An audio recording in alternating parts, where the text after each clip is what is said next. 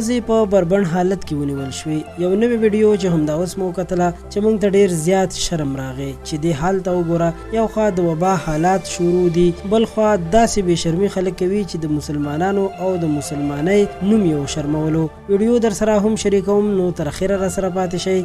مبارکه د رمضان میاشت تېره شوه. په هغه میاشت کې هم داسې واقعیات مخې ته راغلي وو چې د راولپنډۍ په ښار کې په یو ځای باندې پولیسو چاپه وهلې وه او ښځې او سړي یې په ډېر خراب حالت کې نیولي وو. د بیان ریکارډ کولو په وخت کې دغه بدکارو ښځو ویلي وو چې موږ د ډېرې بېوسۍ نه دې کارونو ته لاس اچولی دی او په لږو پیسو باندې بېشرمي کوو. خو دا څنګه بېوسي ده چې خاوندان، رونه یا پلاران یې نشته چې دوی دپاره پیسې وګټي او هغوی د کور خرچې وچلوي، چې بیا دوی په داسې طریقه باندې پیسې ګټي او د شرم او بېحیایۍ انتها کوي.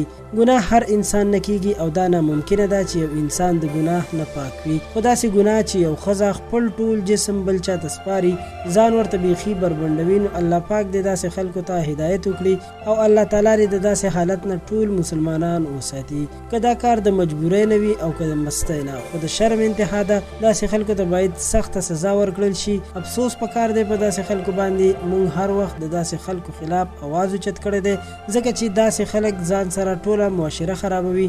تاسو هم چې هر چرته داسې د بدکارۍ ځایونه وینئ، نو خامخا قانوني لاره اختیاروئ او د هغې د مخنیوي کوشش کوئ، ځکه چې دې سره به زموږ ستاسو را روان نسل بچ شي، او که نه وي نو داسې کارونه به را روان نسل ځان سره نور هم خراب کړي. دا و د پښتو پوسټ چینل یو تازه ویډیو او تازه خبر. د ویډیو د کتلو مو ډېره مننه کوم.